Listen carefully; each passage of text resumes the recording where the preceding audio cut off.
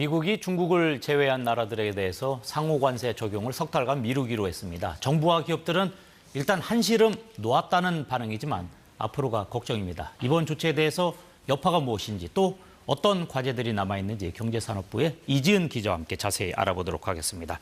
이 기자, 지금 미국이 상호 관세를 부과하겠다고 굉장히 강하게 얘기했었는데 이게 하자마자 금방 유예. 이거 쉽지 않을 것 같은데 이런 결정이 났어요. 네, 트럼프 미국 대통령이 현지 시각으로 9일 상호 관세를 90일간 유예한다고 전격 발표했습니다. 네. 이 관세가 공식으로 발효된 지 13시간 만이었는데요. 이 중국을 제외한 나라에 앞으로 90일간 10% 기본 관세만 적용됩니다. 관세 유예 이유에 대해 트럼프 대통령은 사람들이 겁을 먹은 것 같다라고 답했는데요. 증시가 급락하고 국채 가격이 크게 떨어지면서 금융시장의 경고음이 높아지자 미국 내 비판 여론이 거세진 게 영향을 미쳤을 거란 분석이 나오고 있습니다. 자, 일단 유예 기간을 뒀으니까 그때까지는 좀 괜찮을 수 있을 것 같은데 이게 90일이잖아요. 그 이후에 언제든 불안한 상황이 생길 수 있는 거잖아요. 네, 일단 기업들은 한숨 돌린 분위기입니다. 그렇지만 10% 기본 관세가 여전히 남아있는 상태인 거죠. 네. 특히 중국에 대한 관세율이 145%까지 높아지면서 중국산 제품의 미국 수출길이 막힐 거란 전망이 나오고 있습니다. 중국 제품 생산에 필요한 부품을 수출하는 우리 기업의 피해가 예상되고 있는데요. 또 대미 수출길이 좁아진 중국 제품이 유럽 등 다른 나라로 옮겨가면 우리 수출 시장 축소로 이어질 수도 있습니다. 지금 어쨌든 유예 기간 동안 양국이 계속 협상을 할 수밖에 없고 또 해야 하고 이런 상황일 텐데 미국의 요구가 만만치 않다고요.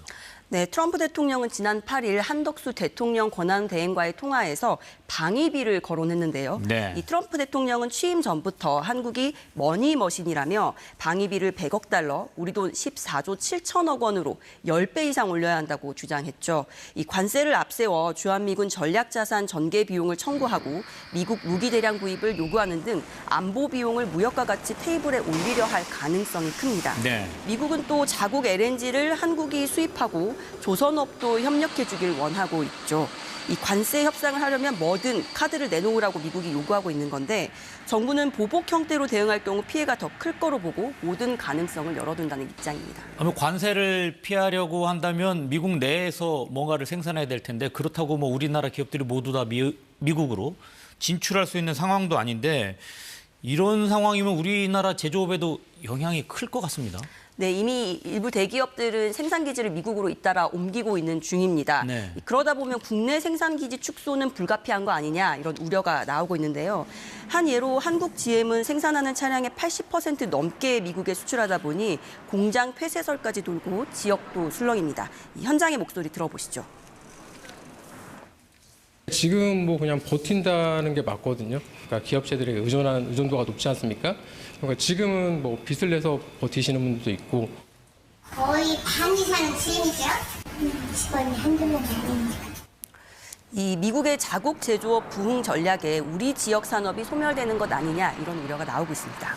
그런데 이렇게 트럼프 미국 대통령이 밀어붙이는 관세가 오히려 지금 미국의 부메랑으로 돌아오는 것 같은데 지금 미국 증시 요동치고 있죠. 네, 상호관세 유예 소식이 전해진 어제는 미국의 나스닥 지수가 12% 넘게 폭등했습니다. 네. 그래프를 보면 상호관세 유예 소식이 전해진 미국 동부 시각 9일 오후 1시 직후부터 주가 지수 그래프는 급격한 상승 곡선을 그렸습니다. 그런데 하루 만에 뉴욕 주식시장 3대 지수가 폭락 마감했습니다. 다우 지수는 2.5%, S&P 500 지수는 3.46%, 나스닥 지수는 4.31% 하락했는데요. 네. 미중 간 관세 전쟁이 본격화되는 모습이 부각되면서 미국의 물가 상승과 경제 둔화 등을 우려한 시장의 반응으로 풀이됩니다. 지금 미국의 증시가 이렇게 출렁거리면 당연히 우리나라 증시 아니면 또 환율에도 영향을 받을 수밖에 없을 것 같은데요. 네, 이 상호관세가 공식 발효된 9일 코스피가 2,300선까지 주저앉았고 환율도 1,500원 선에 부쩍 가까이 다가갔습니다. 네. 그런데 다음 날 유예 결정이 나오자 코스피와 코스닥 모두 반등했습니다. 최근 팔자 흐름을 이끌었던 외국인과 기관이 모처럼 순매수에 나서기도 했습니다. 환율도 1달러에 1,450원대로 떨어졌는데요. 그런데 미국 증시와 마찬가지로 오늘 우리 주가도 개장 후 소폭 하락 출발한 모습입니다. 관세 갈등과 불확실성에 대한 우려가 세계 금융시장을 흔들고 있습니다. 지금 앞서 말씀하신 것처럼 지금 불확실성이 굉장히 많은데 결국은 우리 정부가 이런 부분에 대해서 어떻게 대응해야 되느냐 이건데 어떻습니까? 계획이 좀 있습니까?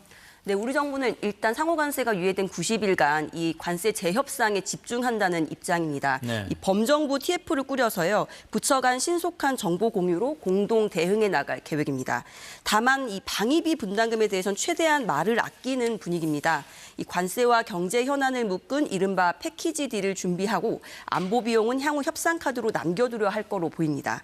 정부는 특히 그동안 우리가 국방비 증액 등을 통해 한미 연합방위 태세에 얼마나 크게 기여해 왔는지를 미국에 적극 설득한다는 방침입니다. 네, 알겠습니다. 오늘 여기까지 듣도록 하겠습니다. 지금까지 이지은 기자와 함께했습니다. 고맙습니다.